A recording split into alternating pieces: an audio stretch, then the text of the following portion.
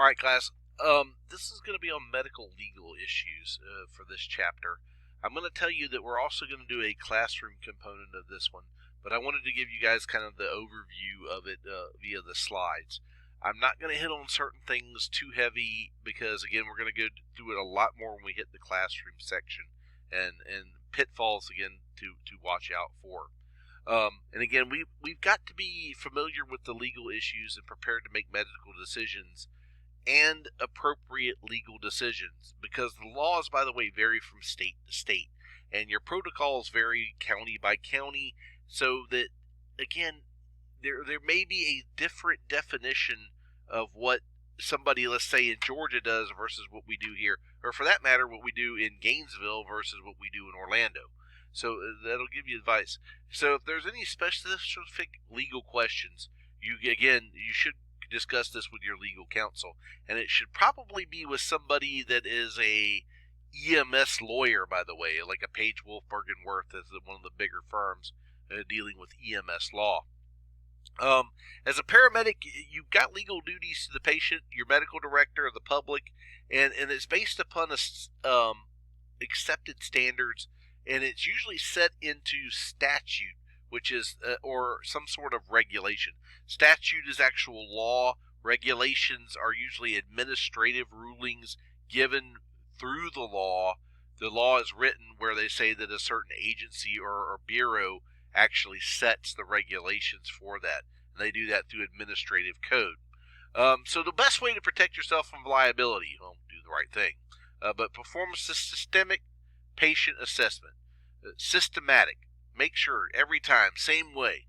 Provide appropriate medical care and accurately complete documentation. If you guys are wondering why I've been banging in your heads why you need to do a good report, you've got to have good documentation. And again, and this is a really good example. So if you just look at this, are they trying to beat this guy up? Or are they trying to help this guy because he's in a enraged state? Again, if you look at the video from it and you look at it out of context, you might go, wait a minute, this doesn't look right, okay? Or worse yet, again, in videos like this, by the way, and we've seen that in Ferguson, Missouri. We've seen situations where it starts riots. It can be a very polarizing thing. So again, by the way, one thing I always say about this, if you're not sure you're doing the right thing, you're always being videotaped. Pretend that your grandma's on the right shoulder and your children are on the other, okay? And the reason that I say that is because you want to be able to say that you've done the right thing, okay? So again, your ethical responsibilities is to respond both physical and emotional needs of every patient, treat their family with courtesy and respect. That's a human thing, okay? Maintain your skills and medical knowledge, and then participate in education programs when you've got the ability in which to do so. Critically review your performance. We talked about this in the video in Chapter 3. Be honest with yourself. And by the way, you should never, ever, never, ever, ever, ever, ever, ever falsify any type of documentation.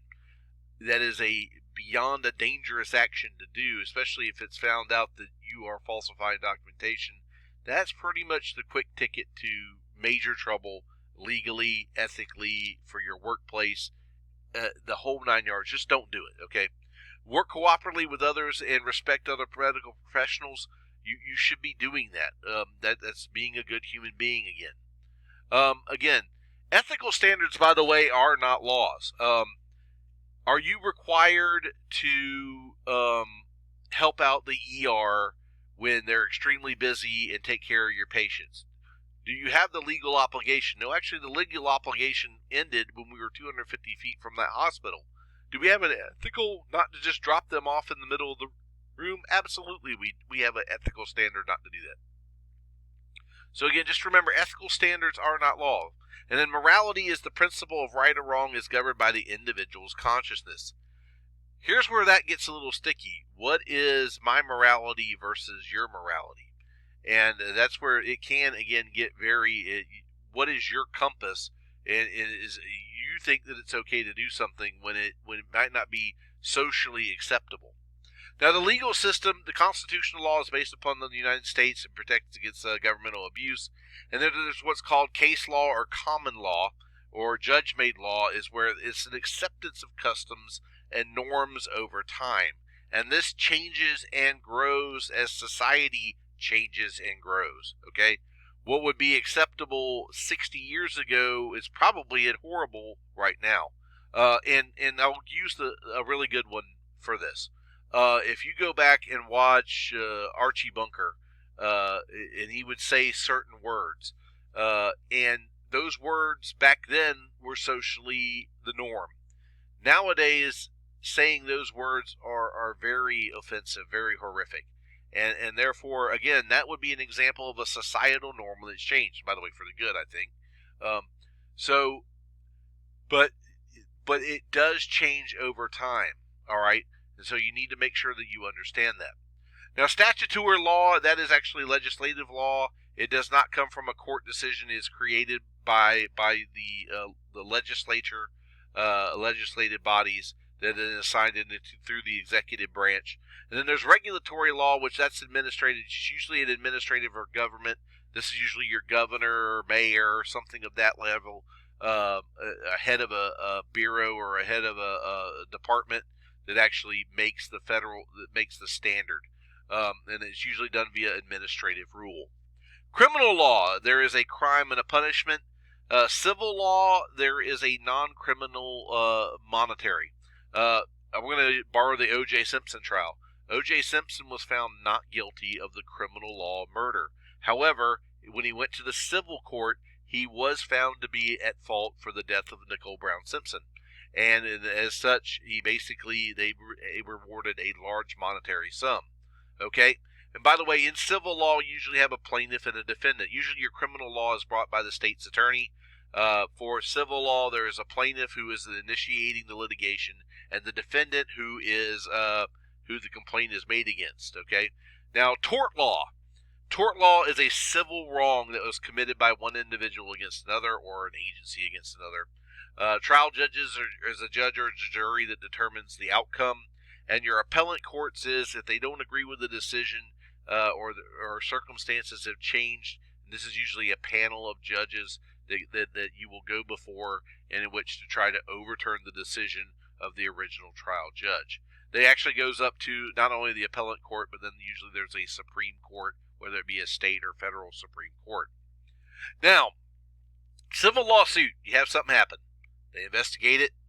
They file a complaint. When the complaint is filed, they take information, discovery.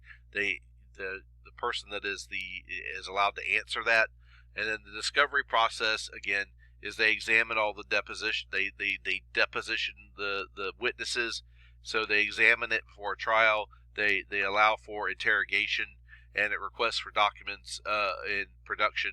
All of this part is the discovery phase of a trial. If they decide that they still can't come to a decision after the discovery phase, this usually goes to trial, in which a verdict is rendered. You have the chance to appeal that verdict, and there's eventual settlement. For civil lawsuits, again, if you do not have the appeal, usually at any point they can stop it at this process. So in other words, you can have them settle out of court. Let's say they start doing the discovery phase, and it's extremely clear that somebody screwed up, and the lawyers will usually they determine before they even get to the trial phase. And I would say probably 80 to 90% of all law is handled in that manner. Very rarely do you have things going to trial. The thing about going to trial is that it is a proposition that whether you're going to win or not. And I've seen cases where I thought were dead cold.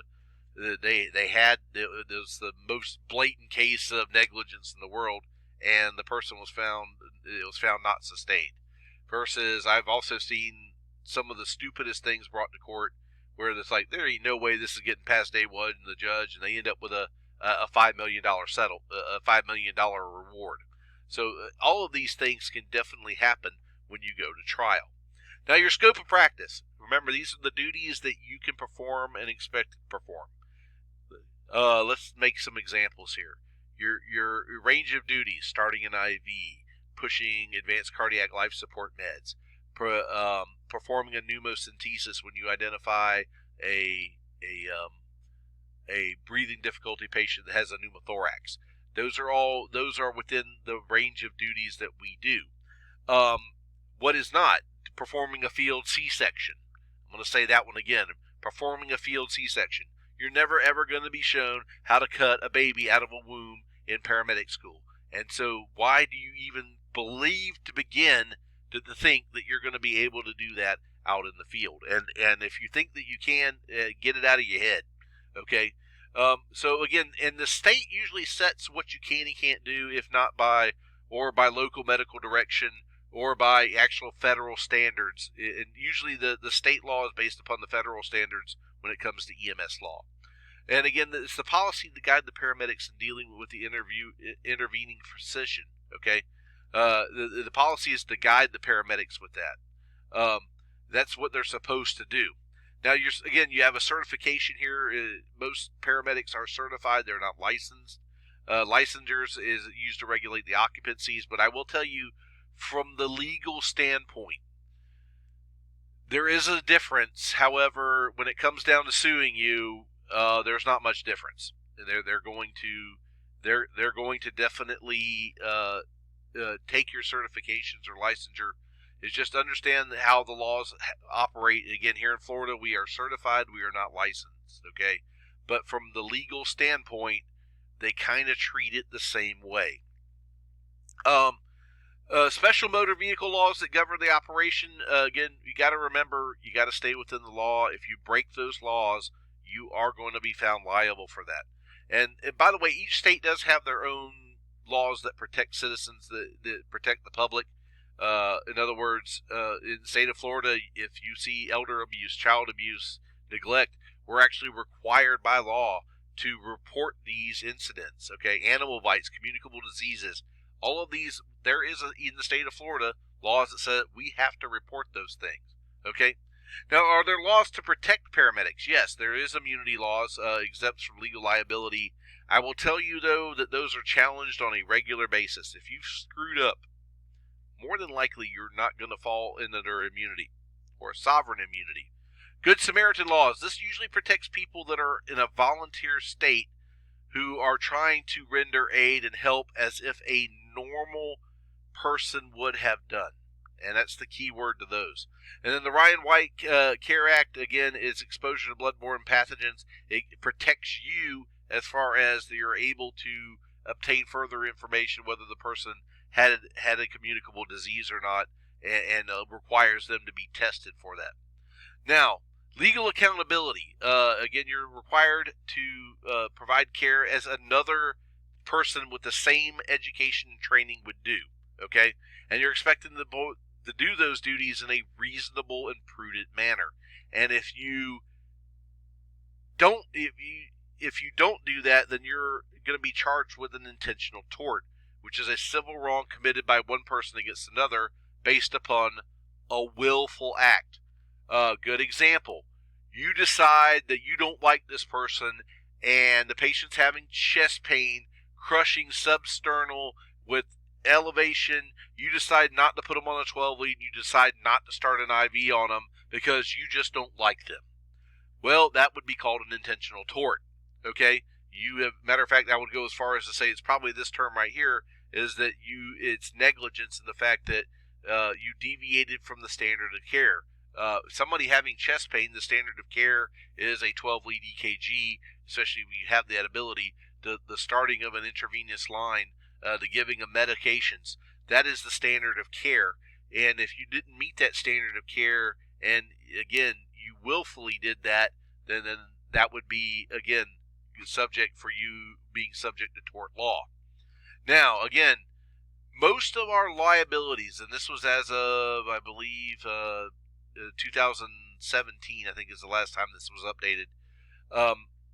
Most of the lawsuits come from people dropping a patient. Okay, stretcher ops.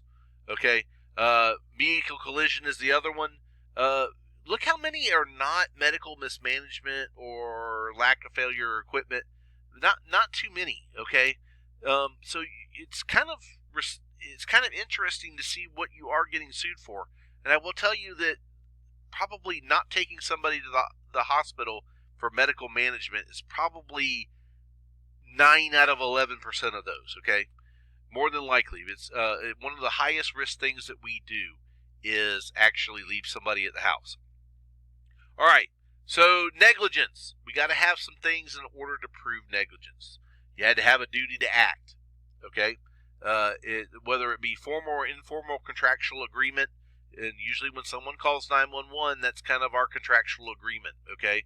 When we identify somebody as needing help, okay? That is our duty to act. We are required, especially if you are being paid or you have been charged with that service, that is your duty to act, and you're supposed to do this. And you should provide that scope within whatever local practical protocols that you have or the accepted standard of care. And again, it's when you don't, and you need to continue this care until you hand this off to a equal or higher level of care. And again, that is your duty to act. That's what you're supposed to do. Where you get into trouble is when you don't do that, which is a breach of duty. Whether you did a wrongful or unlawful act, which is a malfeasance. Misfeasance is when you perform a medical legal act in a manner that's harmful or injurious. Or nonfeasance, you just didn't do it. By the way, all three of these terms I would definitely know. Okay? Res ipsa liquor, the thing speaks for itself. I take a IV and I shove the needle in and I leave the needle and I just push it past the catheter. And they go in and they x-ray it and they see the needle halfway up the arm. That would be a case of res ipsa liquor. It speaks for itself, okay? And the patient did nothing wrong to contribute to their own injury, okay? So again, the instrument's causing damages under the defendant's control at all times. So make sure that you do that. Per se negligence is when the paramedic violates the statute or injury of the plaintiff results. And then actual damages is when the plaintiff must prove that he was actually harmed in a way that it be compensated, awarded judgment. Okay, so usually the plaintiffs seek punitive damage or punishing damages. It's a way of letting everyone know that this is not acceptable. Now, proximal cause is the other thing that you have to prove negligence, and the actions or inactions of that paramedic actually cause the problem to happen. Okay, so the three things you got to have is the breach of duty. You've got to have your somebody broke what they were supposed to do. Okay, they had a duty to act, they didn't act, and because they didn't act or they did something they weren't supposed to do, that is what caused the incident. And it's kind of surprising how many negligence cases get thrown out because one of those three things didn't exist, okay? But I wouldn't go depending on one of those, okay? And usually with a lawyer, when he's trying to obtain a settlement for his client, usually he's already got these things lined up ready to go, okay? Now, the defenses to negligence, again, the Good Samaritan Law, governmental immunity. I will tell you that governmental immunity one, everybody says, well, I work for the government, they can only sue me for so much. We have sovereign immunity. You'll be surprised if you've done something and you screwed it up, I can guarantee you're not going to have the sovereign immunity like you think.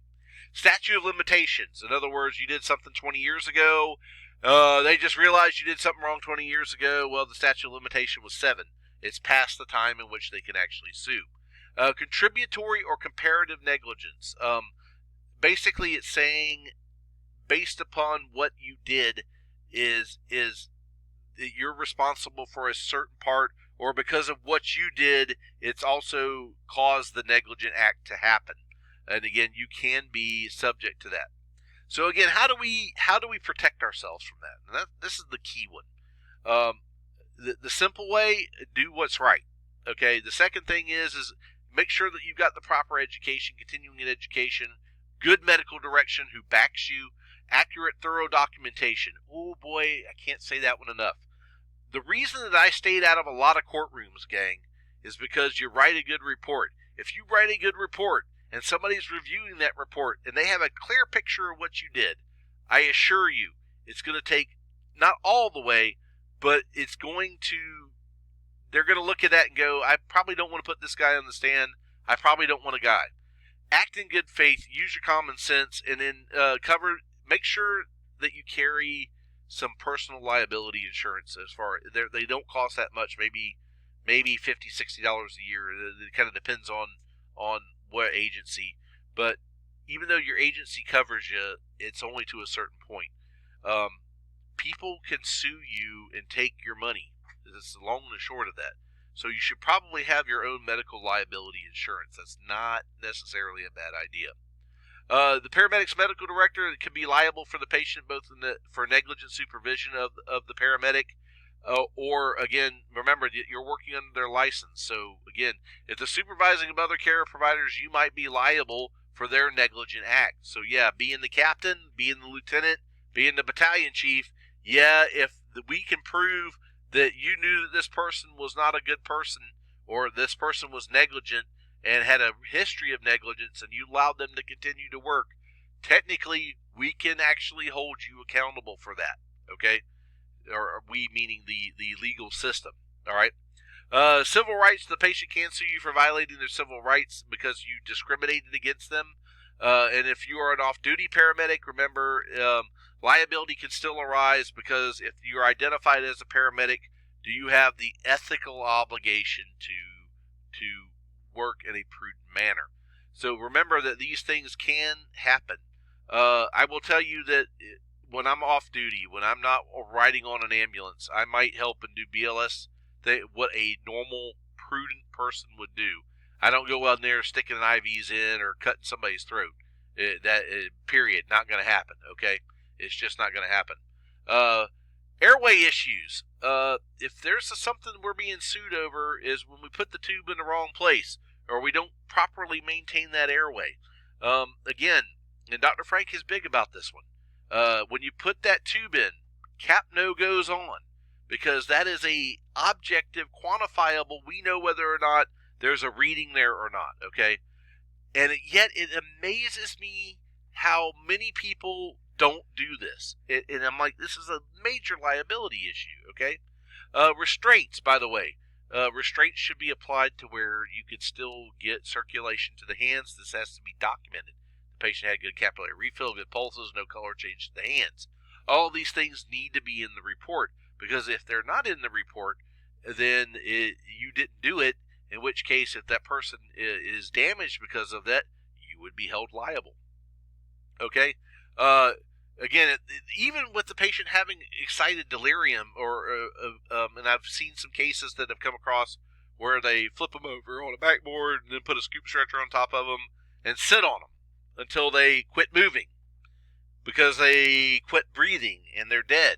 But it's, again, because they put the patient in a position of positional asphyxia. Newsflash, you are liable, okay? Understand, you got to practice safe restraint techniques. And remember, the guys, that medical restraints are high risk. Some of the local hospitals don't even do that. All right, we are actually going to stop here, and we're going to go on to the next video on this one. So I'll see you guys on the next one.